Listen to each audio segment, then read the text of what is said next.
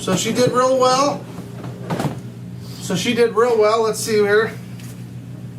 Then she did really well. All fertile. And she did really well. I'm just kidding.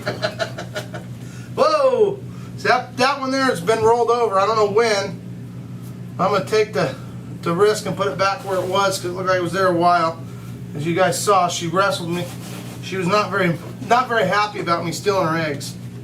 God, I just can't believe snakes these days. Jeez. They don't even let me steal their eggs without getting an attitude. Man, don't they know they'll be on welfare anyway? Okay, let's see here. So I try to leave them unconnected if I can. Well, there you go. Look at that. I'm not 100% positive, but I think she was bred to a...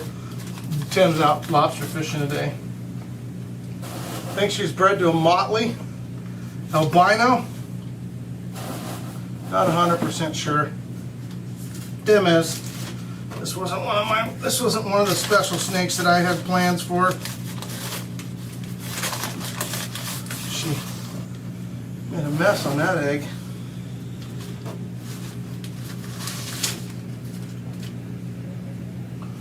Nice clutch. Not huge, but as good as it gets. As good as she was going to lay. She's a mainland. About 4 years old. As you saw, she wasn't real big. She laid 2, 4, 6, 8, 10, 12, 14, 16, 18, 20, 22 eggs. Most people don't realize it, but if you take a mainland, you feed it once a week, something about the size of it, of the middle of it, and don't get crazy on your food. You take your time, and you're not in a big hurry. The only problem is that it will take them quite a while to get to breeding, maybe 5 years, 4 to 5 years. But you can breed a mainland the same size as a dwarf. A lot of people are just under this false conception that if they buy a mainland, it's going to get as big, it's going to be Twinkie size no matter what you do. But the truth of the matter is, you could probably buy 100 mainlands and you'll never get one the size of Twinkie. And the fact of the matter is the average mainland, if only fed once a week, a meal about the size of its center, is going to take 5 to 10 years to get that size.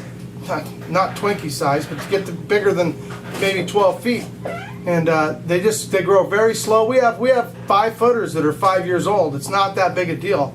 And so it just depends on their food outlay. I mean, a lot of the dwarf animals that come from even the wild are from years of not having major amounts of food. So most of the dwarf stuff comes from islands where there's limited amount of food, limited amount of resources. So they're just fed slowly. And of course, people in general in captivity, have this conception that snakes go out and eat every 5 minutes, and we want to feed them constantly. And of course, we're going to be able to make bigger snakes. That's the reason why Twinkie's a bigger snake. She's never had a food supply issue. She's probably fed more than she could ever catch in the wild, and therefore that's why she's a massive snake. So the concept of big and small, of course, I'm not saying that genetics isn't a big deal. Of course, if you have a super dwarf, it's going to be smaller. You can feed a super dwarf a ton of food, and it'll never be a Twinkie, obviously. And of course, for you people who don't know what I'm talking about, Twinkie, she's a 350-pound, 23-foot reticulated python.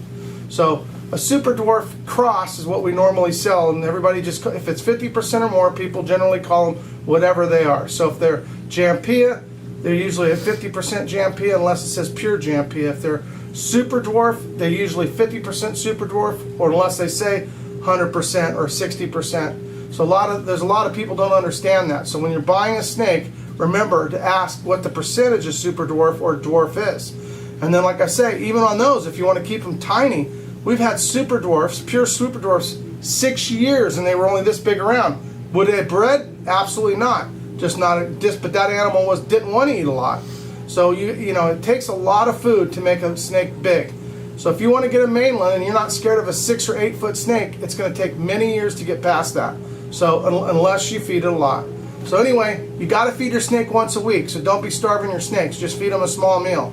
And they do fantastic. You can't tell the difference from a 5-year-old fed once a week or a that's 5 feet long or a 5 foot long 3-month-old one. They're identical looking. except that, you know, maybe you can see a little bit more fat on a 5-month one, because that's the other complete extreme, but not much. So remember, guys, when messing with your dwarf stuff or your mainland stuff, you can decide its size. So this is perfect. For instance, pure mainland, 20 eggs. I believe it's her 2nd year. Platinum het albino, and she's 4 or 5 years old now. So, and even then, we're breeding them, so we still had to feed a lot of food in order to get eggs, because you're not going to be able to breed an animal feeding them once a week ever. So unless you feed them really big meals, and during breeding season. So peace out, guys. I hope some of that educational stuff will help you, and don't get chewed on by your snakes when you're pulling eggs. Bye.